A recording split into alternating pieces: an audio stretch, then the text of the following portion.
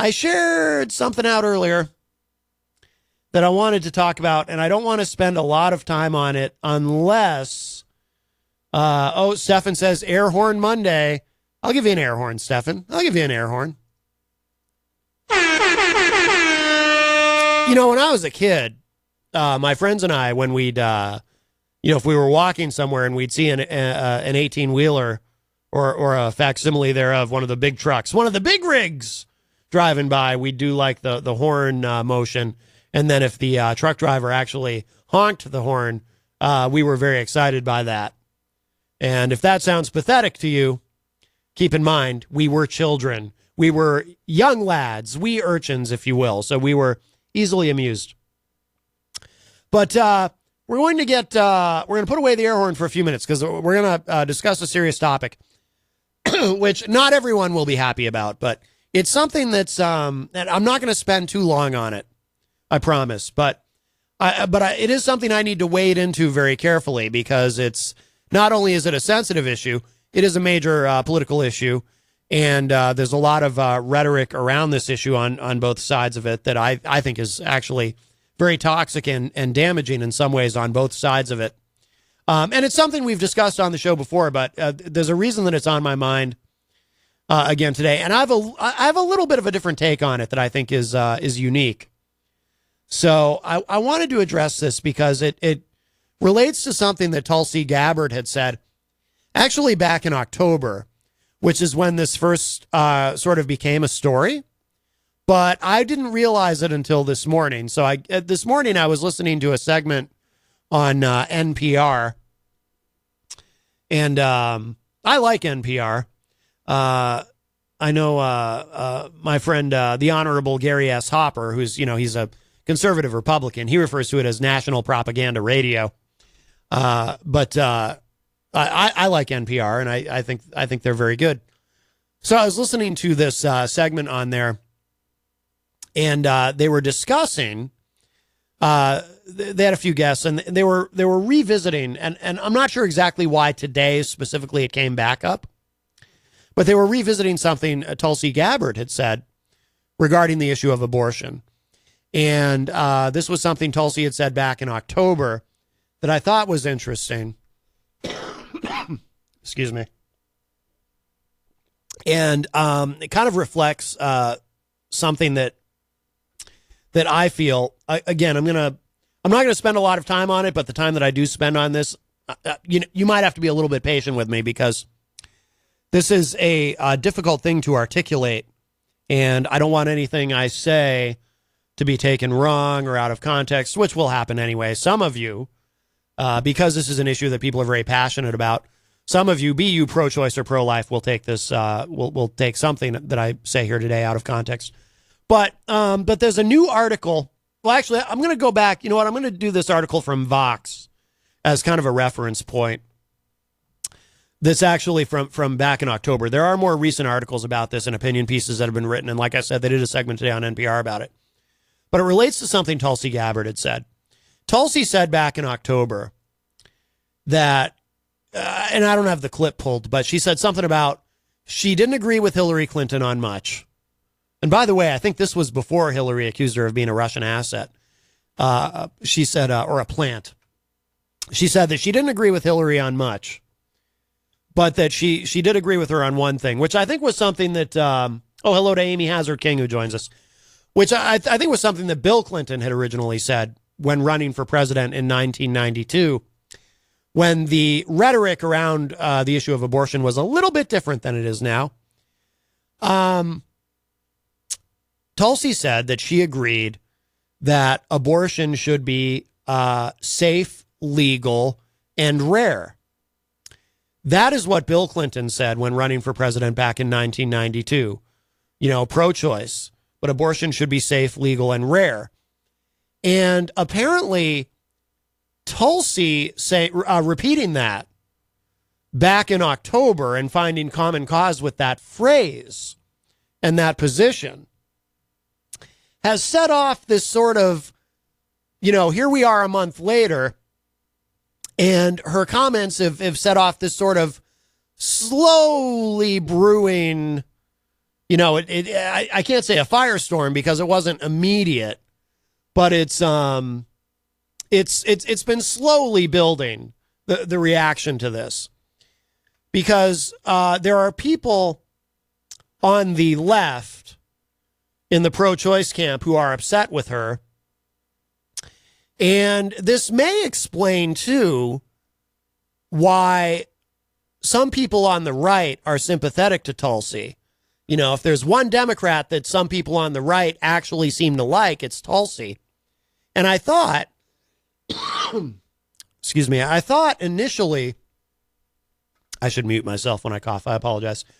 I thought initially it had more to do with, the wing of the Republican Party that is sort of war weary, and maybe, they love Trump, but they don't love him quite so much that they're not at least willing to consider an alternative, even though said alternative has no chance of winning the nomination of her party or being president. Maybe they're war weary enough that they're interested in her anti-war message and whatnot. But now I'm wondering, because what she had said totally got past me when she said it. Now, you might not think, depending on what your perspective is, you might not think that the phrase, or to use the phrase in the statement that abortion should be, or we should do everything we can to make abortion safe, legal, and rare. You might not think that there was anything controversial in that, right? Because if you're pro-choice, you want it to be safe, right? And I know if you're pro-life, you say, well, what's safe about it? You're killing a fetus. I know, but just bear with me here. Okay. So if you're pro-choice, you want it to be safe and you want it to be legal because you want to protect a woman's right to choose and reproductive rights and so forth. But the rare part is troubling for some people. Now, it is not troubling for me. I like the phrase safe, legal, and rare because I think that's exactly what we should be aiming for. And, but apparently there are a lot of people on the left who don't like the phrase safe, legal, and rare because they feel that the use of the word rare attaches an undeserved stigma to abortion. Now, before I go any further with this, and I tell you what I think and why I like the phrase safe, legal, and rare, let me just, clarify for everybody. I'm coming at this from the point of view of being pro-choice. I consider myself to be pro-choice. Now, when I explain this to people, more often than not, I do find myself saying I consider myself pro-choice instead of just flatly saying I am pro-choice, only because what my idea of pro-choice is might not necessarily comport with what everybody else's idea of pro-choice is. But my idea of pro-choice is basically that, yes, you should protect a woman's right to choose. It's important to protect women's reproductive rights. As a male, I am not comfortable ever telling any female what to do with her body. And all of it, okay? So I'm on board. I'm on board with all of that, okay? And that does not mean, by the way, that I am, and this is what gets pro-choicers upset, and me as well. I do not like to be called, quote unquote, pro-abortion. I am not pro-abortion. I am pro-choice. So I don't like it when pro-lifers refer to people like me as pro-abortion. But I am pro-choice. But part of why I find it so offensive to be called pro-abortion is, and I think I speak for a lot, not all though, and that's where this all gets a little complicated, right? But I think I speak for a lot of my fellow pro-choicers when I say, hey, I don't think abortion is a good idea. I think it's something you should try to avoid. I would not encourage people to get an abortion. So I'm not pro-abortion. I'm not advocating for abortion. I'm not standing outside of Planned Parenthood with a megaphone saying, hey, stop on in and get your abortion. Come on in. I'm not doing that. I'm not pro-abortion. But I am pro-choice. Because what a woman chooses to do, it's none of my business. I might personally think it's a bad idea if you can help it. But especially, look, I don't know you if you choose to do that. I don't know you. I don't know your situation. I don't know your circumstances. I don't know what's going on with you health-wise. I don't know what's going on in your personal life, et cetera, et cetera, et cetera. And I don't have any lady parts. So that is the ultimate disqualifier as far as I'm concerned. So, the joke I made the one day on the show about, finding out I do have fallopian tubes notwithstanding, that was a joke. Okay, so, but that doesn't mean, I'm enthusiastic about abortion. I believe that abortion should be safe, legal, and rare. So I have zero issue with what Tulsi Gabbard said. Now, I have to address my fellow pro-choicers. And this has been on my mind and getting into this on the show, actually for a very long time. But I just hadn't quite found the right moment, I thought, to say what I have to say. Because I'm going to upset some people who are on my side of the issue. I've got, for my fellow pro-choice peeps here, I've got some constructive criticism for you. But it's what I'm going to say. I say it with love. I say it with solidarity because I'm with you. I am pro-choice, okay? And some of my fellow pro-choicers hopefully will consider what I'm going to say to you today. Many of you won't.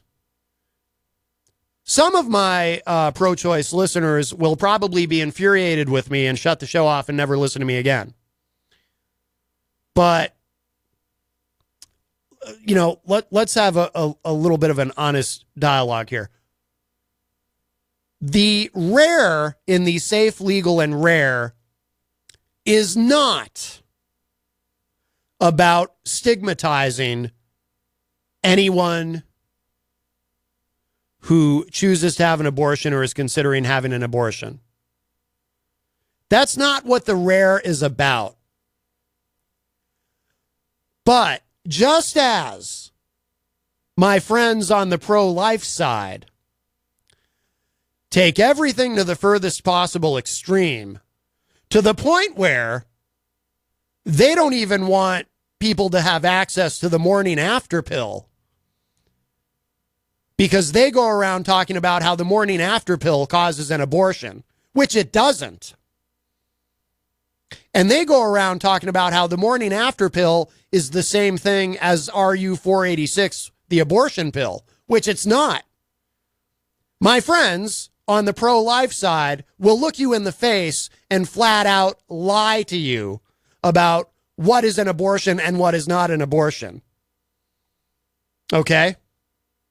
But we got some problems on the pro-choice side too. We do. The rare in safe, legal, and rare is not about stigmatizing anybody. It's not about making anybody feel bad about their choices. Hello to Dr. Jeff Cassell in the Facebook live chat. It's not about any of that.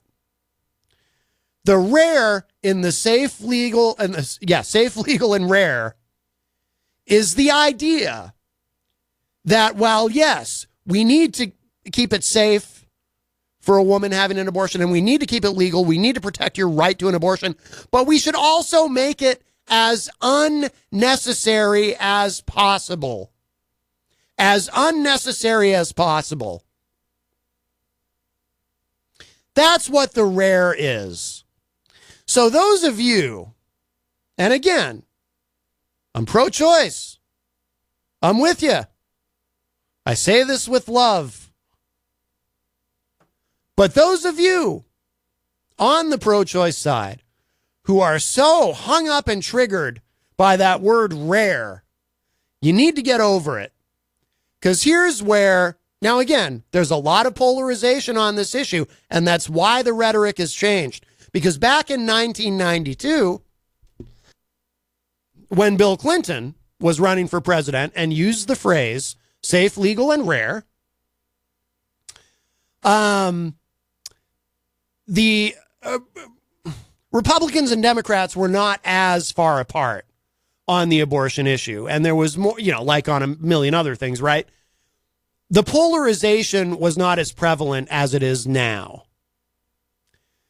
You've seen, you've seen the pro-life side go to the point where, it's written into Republican platforms, no exceptions, even for rape and murder. Again, they don't want you to have access to the morning after pill. You've got the Christian evangelicals who think that using any kind of birth control at all is the same thing as an abortion, and that if you use birth control, you're a murderer, and procreation, sex is only for procreation and expanding your family and all. I mean, they've really gone to the extreme, right? But so has the pro-choice side. Because you can't even say anymore, you can't say the word rare. And it's bizarre. And let me tell you where both sides get this wrong. Because there's a through line here. There's an element of this which both sides get wrong that connects, and it's this. Okay. We live in an era. Stefan's going, OMG, this topic on a Monday. Yeah, Stefan. Couldn't wait any longer. We live in an era where there should be very, very little unwanted pregnancy. Now, again, things happen, things go wrong.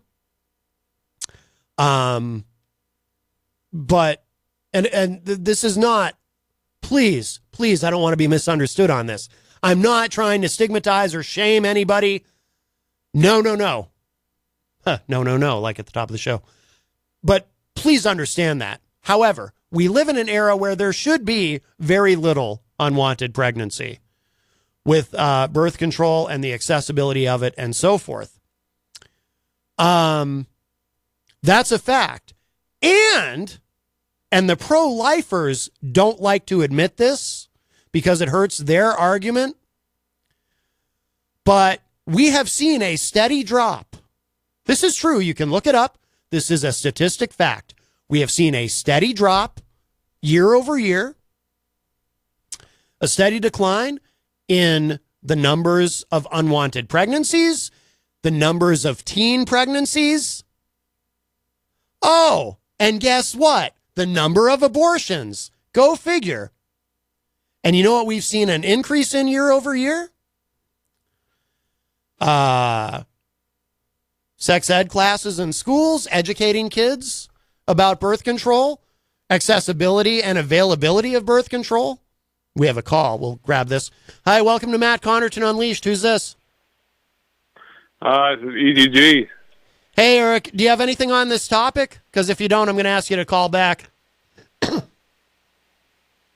Oh, seriously? Yeah, I know it's a little unusual, Eric, but I gotta stay on topic with this one. It's too sensitive to stop and do something. All right. Can you call? All me? right. Well, we'll talk to you later. Call me back in the second I'll hour. leave that topic alone for now. Okay. Bye. I understand. All right. No problem. All right. Thanks, Eric. Bye-bye. Okay. Eric, call back in the second hour if you want. No, but I invite anyone to call just if you want to talk about this, but I can't divert from this at the moment. Oh, I thought somebody else was calling. So, so we're actually trending in the right direction, and pro-lifers don't like to admit that because it hurts their sort of narrative that their narrative that, more and more people are having abortions all the time, and abortion is out of control, and everyone's getting an abortion, and we've devolved into a country of baby murderers and all that. Look, I'll tell you what, I used to do a show. I used to be the co-host on a show called Rock, Paper, Hand Grenades with my good friend, the Honorable Gary S. Hopper. And he is a good friend, and I love Gary. He's a great person. And, but he's very much, a conservative Republican and very pro-life. And he would bring on a lot of guests. Most of the guests, of course, would be conservative Republicans and very pro-life. And I could not even tell you the number of times when I would, talk about, we would be discussing this topic on Gary's show. And I would bring up that I'm laughing at a comment in the Facebook live chat, which I will read in a second because that is funny. But I would bring up, hey, apparently when you make birth control more available and not less, and apparently when you educate people on how to use it instead of sticking your head in the sand, apparently the numbers trend in a positive way. Imagine that. You have less unwanted pregnancy overall. You have less teen pregnancy. You have fewer abortions happening. Wow, imagine that. And I could not tell you how many times on that show I would bring this up to these pro-life Christian conservative Republicans who would just look me in the face and say things like, oh, I don't believe that. That's not true. It's like, okay, well, sorry, it doesn't comport with your narrative that the country has descended into some sort of abortion-happy hellscape. But these are facts, I guess facts don't matter when you just really want to be able to tell women what to do with their bodies. But, yeah, facts matter. So there you go. I deal in facts. Sorry. And I met a lot of great people on that show, but you can give them information and data and they'll just say, no, I don't believe you. It's like, okay. That's why I always say we live in a post-truth, post-fact world where there really is no truth anymore. There are no facts because everyone just believes whatever they want to believe. So how can there be objective reality if everyone's just walking around in their own fantasy land in their head? But the through line here, where both the pro-choice and the pro-life side get it wrong, is on birth control and contraception and so forth, right? The pro-lifers get it wrong because they want you to have less access to birth control, especially if you're a teenager.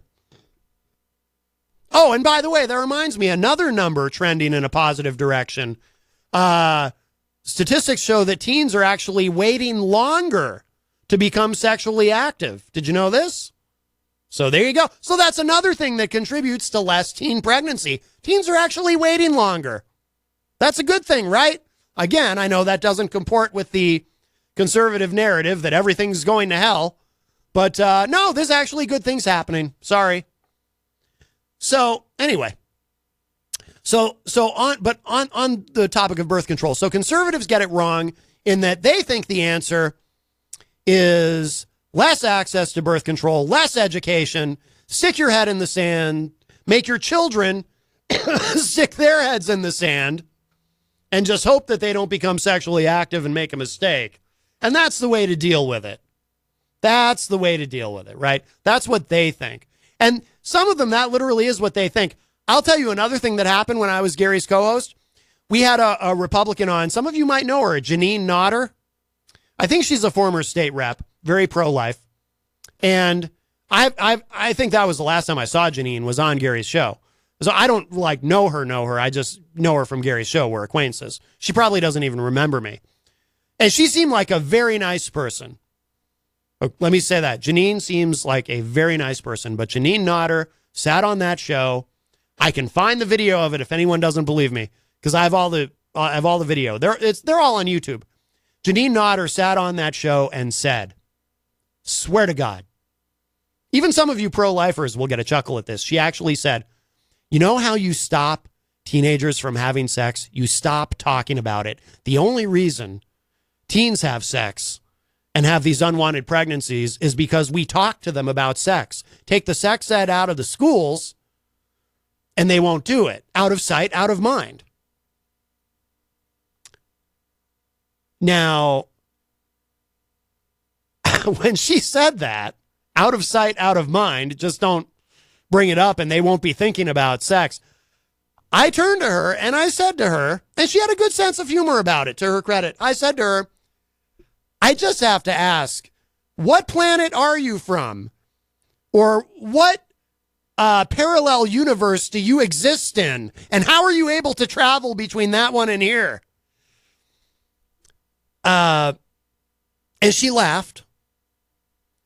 I don't think she got my point, but she laughed, at least. She didn't get angry with me for saying that. But it had to be said. What an insane thing to say. Oh, just don't talk about it, and then they won't be thinking about it. Out of sight, out of mind. I went to a Catholic school. There was no classes about that in a Catholic school. Okay. But you think I wasn't thinking about it? I mean, that's just ridiculous. Rick Perry, the first time he ran for president, I saw an interview with him where he was talking about, he was and probably still is very proud of the abstinence only education policy in Texas.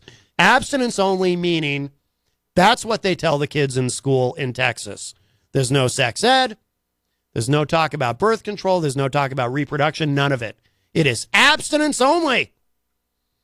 And he's very proud of, that's part of his legacy as governor of Texas. And an interviewer, I don't remember who was interviewing him, but an interviewer asked him, Governor Perry, you claim that this works, and yet, while your home state of Texas has the strictest abstinence-only education policy in the country, your home state of Texas also has the highest rate of teen pregnancy in the country. To which Rick Perry replied, all I know is abstinence works. That was his defense of that. So that's where the pro-lifers get it wrong. If they really want to, and I used to make this point all the time on Gary's show, if they really want to reduce abortions, to continue the positive trend in this country of reduced abortions, excuse me, the correct tactic would be, in my view, to continue to encourage use of birth control and to encourage making smart decisions about sex and so forth. Because in the places where they do that, guess what happens? They have lower rates of teen pregnancy.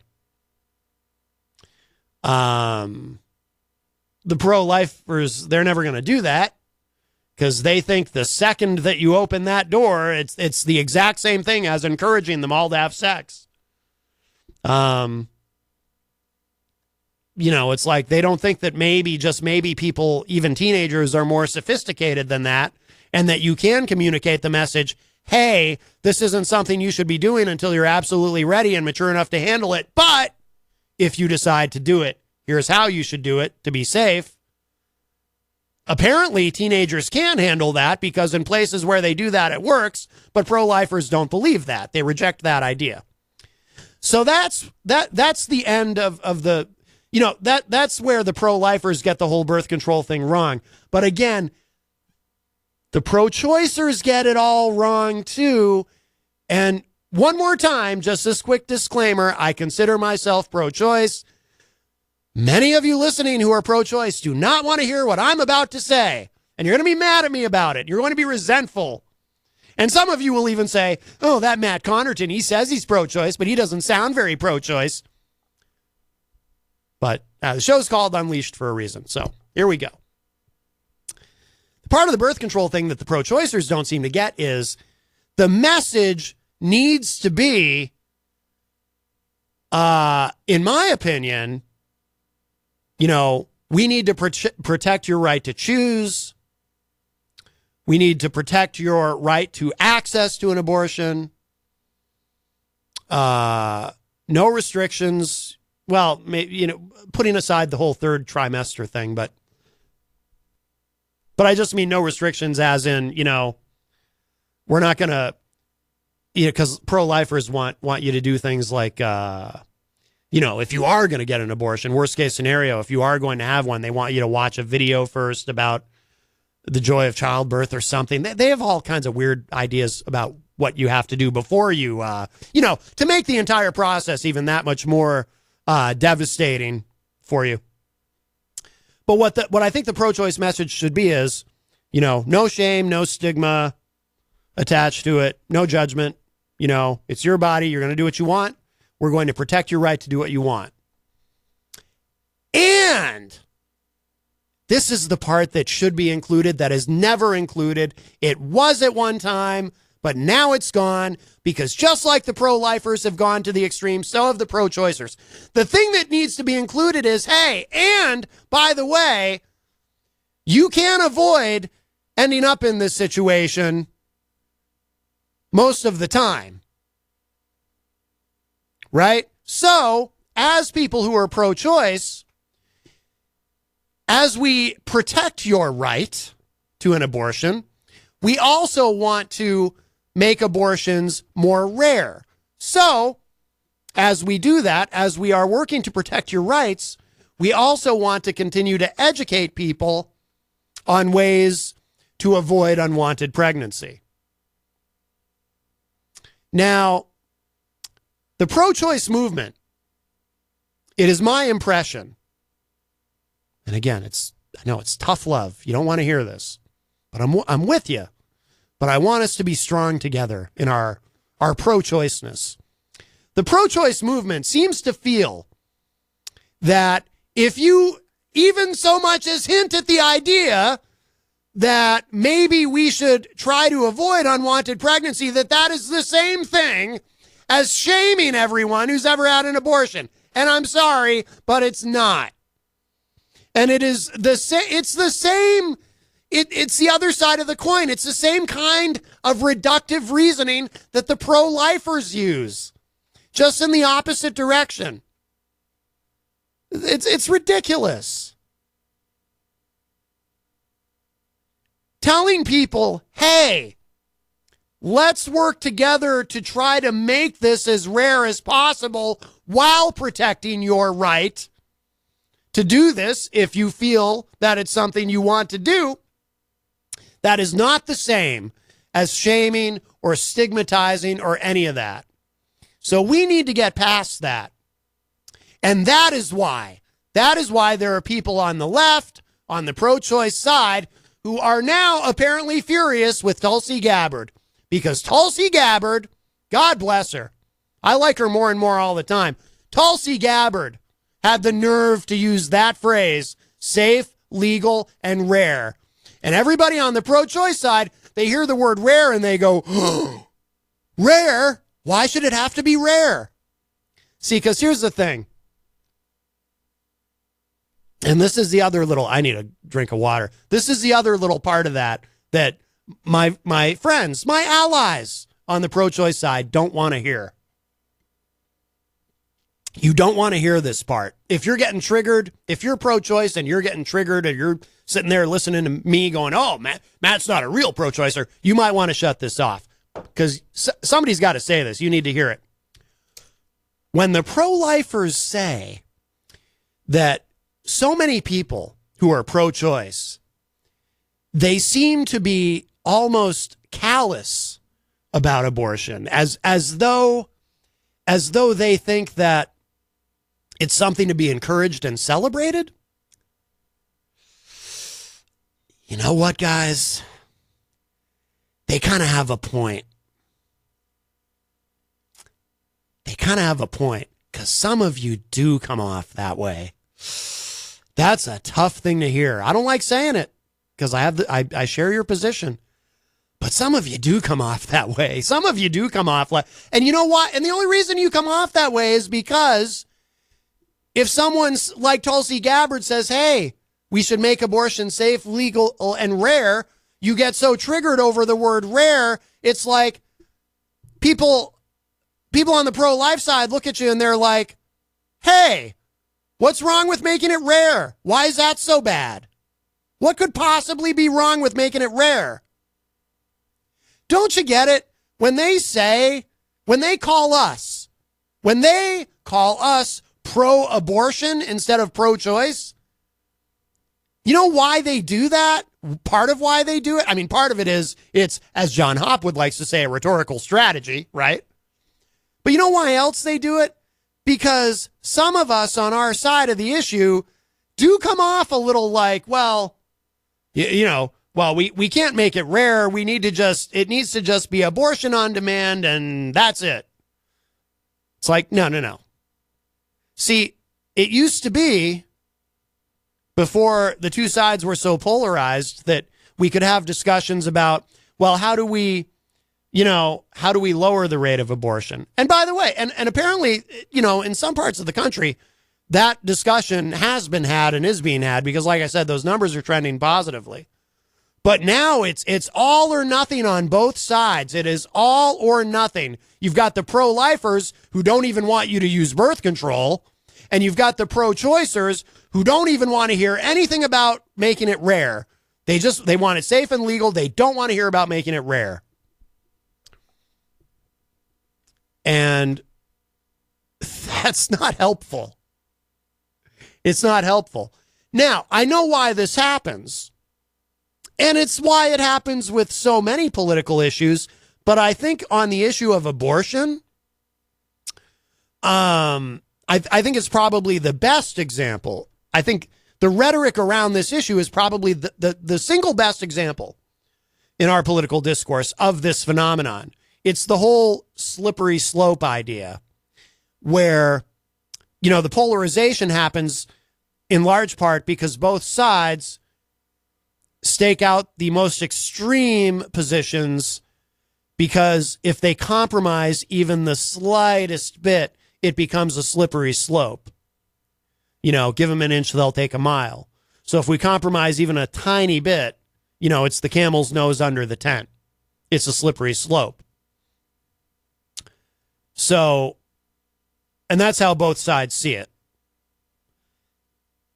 Pro-lifers see it as, well, if we even give the tiniest bit and say, okay, well, we still want to restrict abortion, but, exceptions for rape and incest are okay, which used to be the standard position of Republicans, by the way. At least moderate Republicans would say, okay, well, I'm pro-life, but at least rape and incest, there should be an exception. But now, no. Now they're all, not all, but now most of them are like, nope, no exceptions, period. It's murder, that's it. Right? So they won't even give on that anymore because they feel like if they even so much as give on that, it's a slippery slope. Pro-choicers, they look at it as, if you start being more open to, increased legislation about third trimester abortions, which from what I understand don't happen to begin with unless it is a medical emergency, as in the mother's life is in danger. So I kind of roll my eyes when pro-lifers are constantly bringing up the third trimester abortions, because from what I've read, those don't actually happen unless they're medically necessary to begin with. But they raise money. The pro-lifers raise lots of money going around claiming that, there's all these women having third trimester abortions, even though that's not true. But pro-choicers, they see the slippery slope as, well, I'll give you an example. Here's a slippery slope that the pro-choicers worry about. And I'm not saying they're wrong or that we're wrong, because again, I'm pro-choice. I'm not saying that we're wrong to worry about this, but when pro-lifers try to do, say, for example, they tried to do it here in New Hampshire. They've done it in many states, or they've tried to do it in many states. The fetal heartbeat bill, where they try to declare that the fetus as a person once it has a heartbeat, and that's a way of kind of curbing or trying to limit abortion. They say, okay, well, once it has a heartbeat, you can't Yeah, you can't have the abortion at that point.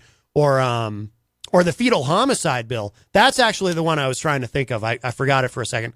The fetal homicide bill, which I remember discussing on Gary's show when they tried to do that here in New Hampshire, was, if a pregnant woman, say a pregnant woman is in a car accident and the accident is the other driver's fault, but the pregnant woman loses her baby in the accident. Well, now you charge the person whose fault the accident was with murder because it's fetal homicide.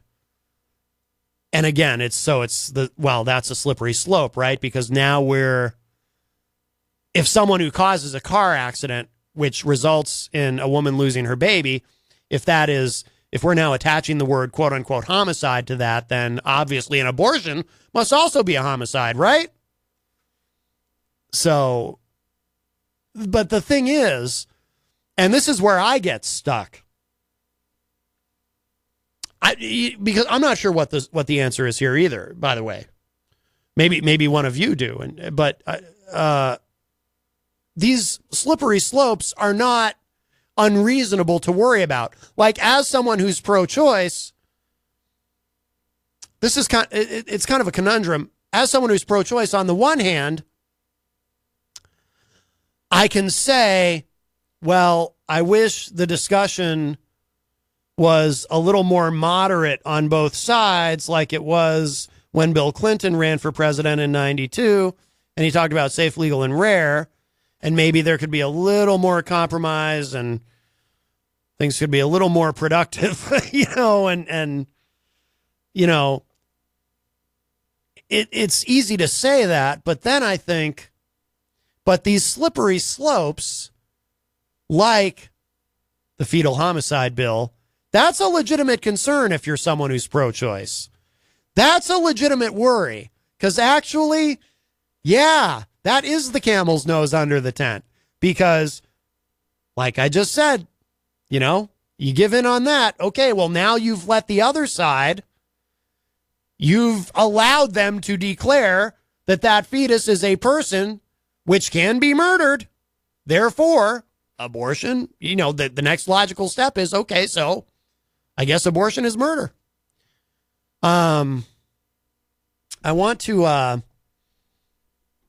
we'll wrap up on this issue probably Jesus, already at the top of the hour. We'll wrap up on this soon. But I want to get to the comments in the Facebook live chat. Let's see. Michael Albers said Eric's fanny pack is birth control. That's the comment that I was chuckling at earlier. Stephen Philbrook says, I have found that people are either pro-choice or pro-birth. Pro-lifers are not for anything but birth. Oh, right. In other words, it's the idea that, conservatives are, they're all for forcing you to bring a child into the world if there's a pregnancy. But once the child is in the world, they don't care anything about it because, a lot of people with unwanted pregnancies, they then have, they're poor, and then they have children born into poor families, and conservatives who are pro-life, they want to make sure you have that baby, but then they don't want anybody to do anything to help you with the baby because that's our tax dollars paying for you to have babies. And, and there was Reagan with the welfare queen and that whole thing. Stefan said, when the religious pro-birthers believers sit there in their church pews on Sunday, they need to ask their God, why are you the biggest aborter? So many miscarriages or God abortions, quote unquote. That's true. And that's part of the problem too. Some of these laws that the pro-lifers want to enact have the potential. We've seen this happen in other countries where women get into very serious trouble for having a miscarriage through no fault of their own. But they're then blamed for killing their own baby because they had a miscarriage. So the slippery slope concern is legitimate. So again, like I was saying before, that's where I get stuck. On the one hand, I want to have a more reasonable discussion where everybody's not hanging out on the fringes on either side. But on the other hand, the slippery slope is real. It is real. So I'm not sure what to do. Heidi Hamer says, the Honorable Heidi Hamer says, some people, geez, keep it under the bed sheets. Stefan says, I think Hillary dumped the rare when she ran in 2016. Oh, absolutely. Absolutely. I don't know who, since back in 92, I don't know who on the left has said that. Because you can't say that now. Because because then, people on the pro-choice side, they take it wrong. Oh, rare. You can't say rare. And obviously, again, the backlash against Tulsi is an example of that. Stefan says, I'm pro-choice and think abortion is rare, and stats show that it is becoming more rare. Exactly. As I was saying earlier, Stefan. Yeah, absolutely. So clearly we're doing something right when you increase education and when you increase access to birth control.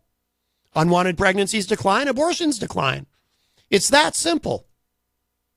Archie Frangudis joins us in the Facebook live chat. Stefan says, a teratoma can have a rudimentary heartbeat. Why would a lifer think if the tumor is removed, can I introduce you to my sibling teratoma? Let's see. Stefan says, slippery slope becomes a hill once the issue starts sliding. Well, that's the problem. Now, before we wrap up on this, I'm going to take one more gulp of water here. And at the top of the hour, I'll play something and we'll kind of reset. We'll have some fun in the second hour. Maybe Easy G will call back. But this is the story I wanted to kind of reference here. This was from Vox.com. And again, this was back in October. How the abortion debate moved away from safe, legal, and rare. Democratic politicians used to say abortions should be rare. Here's how that changed. Now, this is just a short, actually, it's a longer article than I thought. We won't go through the whole thing, but this is what kind of got my neurons firing on this. So, because this will refresh us on what Tulsi actually said. So Representative Tulsi Gabbard said at the Democratic presidential debate, quote, again, this was back in last month, about a month ago. I agree with Hillary Clinton on one thing. Abortion should be safe, legal, and rare. Clinton used that language in her 2008 presidential campaign. I didn't realize she had used it even then. Bill Clinton, meanwhile, had introduced it into Democratic politics in 92. The language was likely meant to appeal to people who supported the right to an abortion in principle, but still felt morally conflicted about the procedure, which I would fall into that. A large group, according to some polling. But many abortion rights advocates argued that calling for the procedure to be rare place stigma on people who seek it. By the way, okay, before I read more of this, I don't want to belabor the point, but again, let's just think about it. If you said,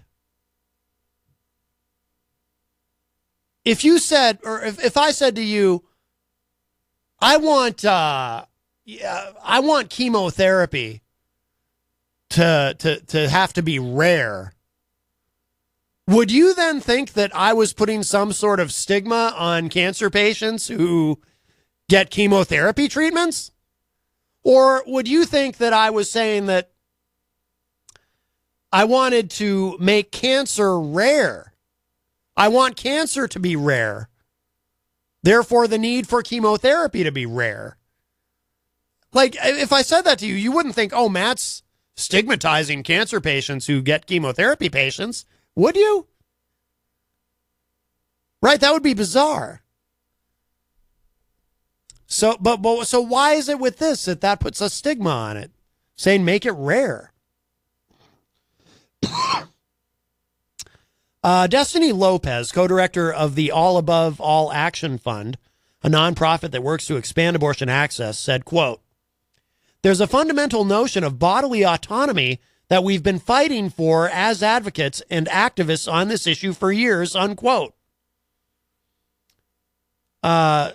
She said that saying abortion should be rare, quote, completely negates all the work that we've done to really make this about the ability to decide what's best for your body, for your family, for your community, unquote. How? See, that's the mentality. Using the word rare just is going to set the whole thing back as far as abortion rights. Why? Why does it? This is the mindset. This is the problem. Again, this is what I say to my fellow pro-choicers. This is the problem. We need to get over this because I don't agree with her. I don't get it. Someone explain it to me. Over the years, Democrats have become more sympathetic to this view. By 2016, Hillary Clinton had changed her message, saying only that abortion should be safe and legal. It was part of a broader shift in the party toward a more full-throated support of abortion rights. During the 2016 primaries, both Clinton and Sanders called for a repeal of the Hyde Amendment. I don't want to get sidetracked with that. Okay, skipping down. But as Gabbard showed, the framing of safe, legal, and rare isn't gone. Her comment and the conversation surrounding it were a reminder not just of how much the Democratic Party has changed in recent years on abortion rights, but the divisions that still remain. The phrase safe, legal, and rare entered common usage during '92 when Bill Clinton frequently used it. Quote, we have to remind the American people once again that being pro-choice is very different from being pro-abortion, unquote. He told the Congressional Women's Caucus that year. Yes, and he's right about that. He was right when he said that.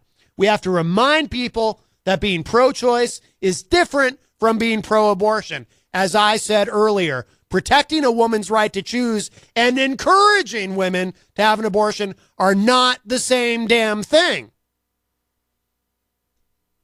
That's a perfectly reasonable thing to say, but apparently you can no longer hold that position and be pro-choice.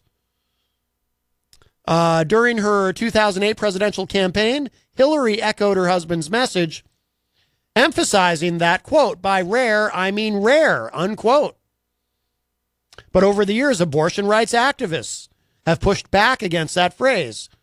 Safe, legal, and rare implies that getting an abortion is something that, quote, you should be apologetic for, unquote, reproductive justice activist Renee Bracey Sherman told Vox.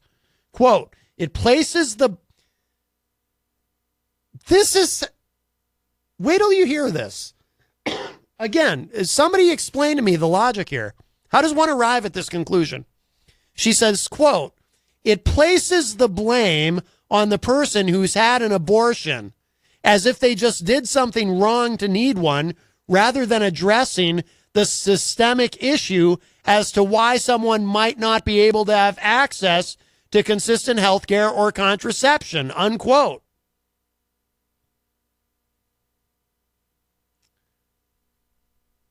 I want to read that again because I see more than one issue with that statement that I want to point out. Again, this was Renee Bracey Sherman. She's a reproductive justice advocate, activist. Here's what she said. Again, this is her problem with the word rare. Quote, it places the blame on the person who's had an abortion as if they just did something wrong to need one, rather than addressing the systemic issue as to why someone might not be able to have access to consistent health care or contraception, unquote.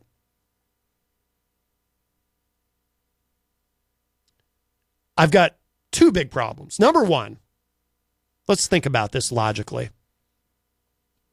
Again, let's use other examples. If I said to you, I want to make homelessness rare, because homelessness is a problem in the city and in probably every city in America to varying degrees, right? Homelessness is a problem. If I say to you, I want to make homelessness rare, are you going to say to me, Matt, that's offensive? By you saying you want to make homelessness rare, you're stigmatizing homeless people and you're blaming them for their own homelessness. Would you say that to me if I said to you, I think we should make homelessness rare? If I said to you, speaking a little more broadly, I want to make poverty rare, I think there's too much poverty. We live in the richest, most successful country in the history of the world. We shouldn't have poverty. This is a rich country. I want to make poverty rare. Imagine I'm a candidate for office and I say to you, I want to make poverty rare. Would you then say to me, Matt, why are you stigmatizing and shaming people who are living in poverty by using the word rare? You're implying that they're doing something wrong by living in poverty, that they've done something to deserve their situation. That's not nice. I'm very triggered by your use of the word rare. Would you say that to me if I said to you, I want to make poverty rare? In what other instance does using the word rare become so deeply offensive? In what other instance? I can't think of one. And yet, apparently, when we're talking about abortion, if you say you want to make it rare, you've now shamed and stigmatized everyone who's ever had or is considered having an abortion. It doesn't make sense. The logic doesn't hold up. And again, I say this with love to my fellow pro-choicers. It's tough love, but you all got to hear it. This is why when the pro-lifers say, hey, you guys all seem like you just want lots of abortions going on all over the place, they kind of have a point. Because we can't even talk about making it rare. When we all know, isn't that the one thing we can all agree on?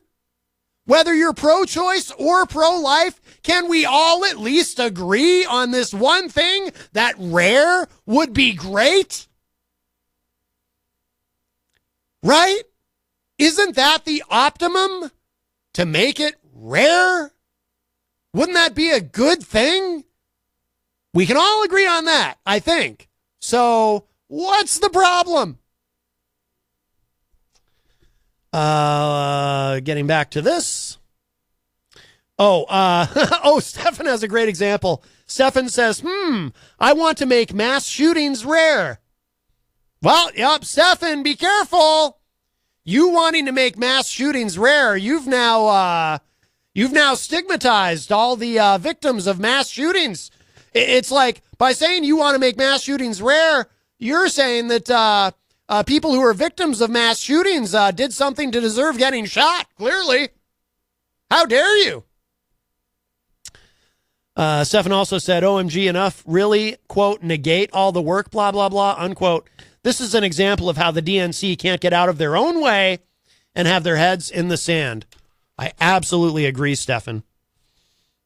I absolutely agree. And I love your mass shootings example. That is perfect. Getting back to this, again, this is from Vox. The push to destigmatize abortion has been part of a larger rise in people who have had abortions being open about their experiences. Stefan says, I want to make obesity rare. I love the hop knot. Yes. Lopez also told Vox, quote, prior to 2016, we did not have a lot of people publicly saying the word abortion or talking about their firsthand experiences, but there has just been this seismic shift in the last few years where we've seen more public conversations about the realities of abortion access in this country, unquote. Wait a second. Now, so this same individual who a minute ago was talking about, who's like, oh, you can't use the word rare. We have to be very careful how we talk about this. Don't use that word. Then she's talking about how great it is that we can now have these open public discussions about abortions much more so than we could before. This is the kind of thing you run into with the PC crowd, right? The social justice warriors and whatnot. They all want everyone to, be able to express themselves however they want to, as long as they approve of how you do it. And if they don't approve of how you do it, even though they want you, in theory, to be able to do it, then they get upset with you. It's that same kind of thinking, right? Oh, I'm so glad that we're able to have these open discussions about this, these open debates, and I want to continue to do that as long as you use the words I approve of.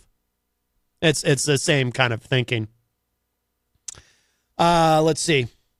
Those realities have changed a lot since 92. Opponents of abortion have long sought to restrict the procedure, but after 2010, when Republicans took over many state legislatures, They successfully passed a slate of restrictions on abortion clinics that caused many facilities in the South and Midwest to close. Between 2011 and 2017, half of the clinics in Arizona, Kentucky, Ohio, and Texas shut their doors. In 2017, 89% of counties had no abortion clinic, and 6 states had just one. They made it much harder for many Americans to get an abortion, especially if they couldn't afford to travel to a faraway clinic. Meanwhile, Trump's election in 2016 was soon followed by the appointment of Gorsuch and Kavanaugh to the court. I'm going to skip down here. In a time when access is dwindling and Roe is at risk, referring to Roe v. Wade, advocates have argued that calling for abortion to be rare just makes it even harder for people who already struggle to get the procedure, who are disproportionately likely to be poor, people of color, LGBTQ, immigrants, or belong to more than one of these groups, to push for their right to get it. Lopez said, quote, "If there are barriers put in front of a person, the safe, legal, and rare framing implies that it does not matter because that procedure should be rare. So it essentially is denying these folks the ability to really access the care that they deserve," unquote. It's circular logic that she's using. It doesn't hold up. For that reason, the All Above All Action Fund says that abortion should be safe, legal, accessible, and affordable, not rare, Lopez said. I don't disagree with including those other things. How about safe, legal, accessible, affordable, and rare? How about that? Democratic candidates have been listening to the concerns like these, and in recent years, they've moved away from the safe, legal, and rare. The word rare was removed from the Democratic Party platform in 2012, Bracy Sherman said, and in 2016, Clinton no longer used it on the campaign trail. A discussion of abortion in her 2017 book, What Happened, showed how much the former candidate's language had changed on the issue. She wrote, quote, "We can debate the morality of abortion forever, but at the end of the day, who decides whether a woman gets or stays pregnant? I say let women decide," unquote. Well, I certainly agree with her there.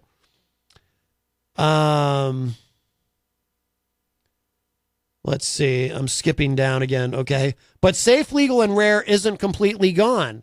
Tulsi Gabbard, who once identified as pro-life but now says she supports abortion rights, used the phrase at the 4th presidential debate on Tuesday when she was again, remember, this was back in October, when asked how she would stop states from restricting abortion access. Gabbard went on to say this, quote, "We see how the consequences of laws that you're referring to can often lead to a dangerous place. I do, however, think that there should be some restrictions in place.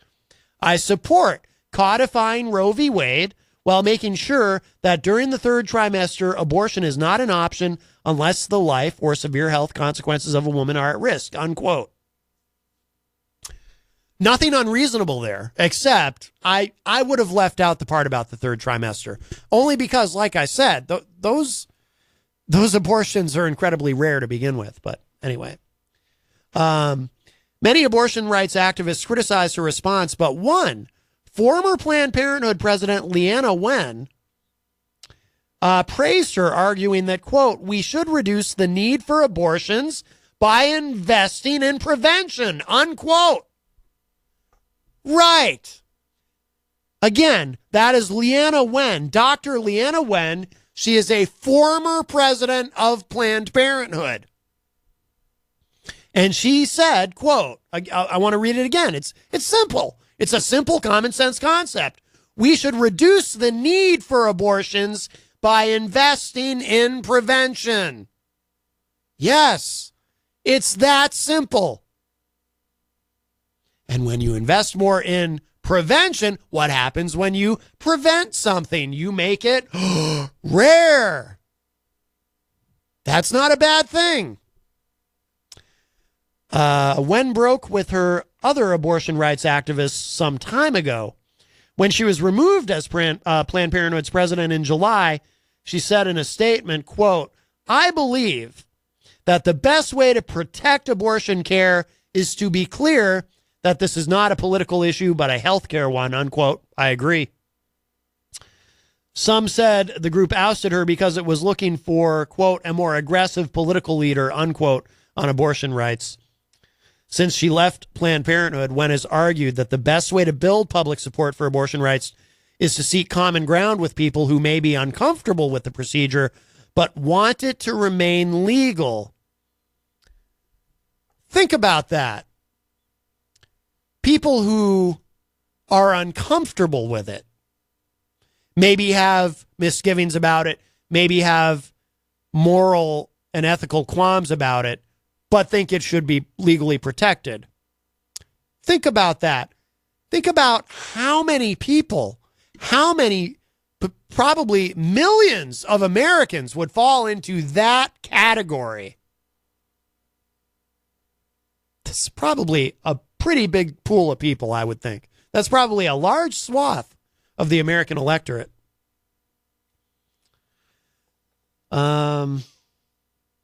She said, quote, "We need to stop treating those whose views differ from our own with scorn and suspicion and instead work together to safeguard our health, our rights, and our future," unquote. I'm skipping down again. She isn't the only abortion rights supporter to use safe, legal, and rare in recent months. In an interview with NPR's Sarah McCammon earlier this year, Pamela Moraldo, a former president of Planned Parenthood who resigned in 1995, said she wanted Planned Parenthood to return to that framing. She said, quote, "I think that people that are pro-choice are afraid of stigmatizing abortion when they say it should be rare, but that's not where I'm coming from. I'm coming from a place that too many trips to the doctors, medical procedures, surgical procedures could be and should be prevented," unquote. In general, those who argue on behalf of prevention say that better access to contraception would naturally lead to abortion becoming more rare. Indeed, the abortion rate, this is an important fact, the abortion rate is at an all-time low in recent years, and experts say better access to long-acting reversible contraceptives like IUDs is likely the reason why.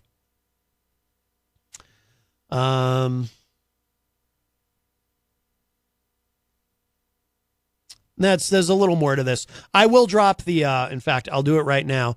I'm going to drop the link to that article into the Facebook live chat for anyone who wants to see the whole thing.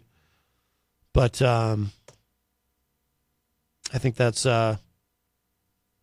pretty great. But I like the article because, again, this is something that I've wanted to talk about for a while, and hearing that segment on NPR this morning really kind of, like I said, it got the neurons firing in my brain. So some tough love from one pro-choicer to my pro-choice brethren. Nothing wrong with rare. It's like I said, isn't that the one thing that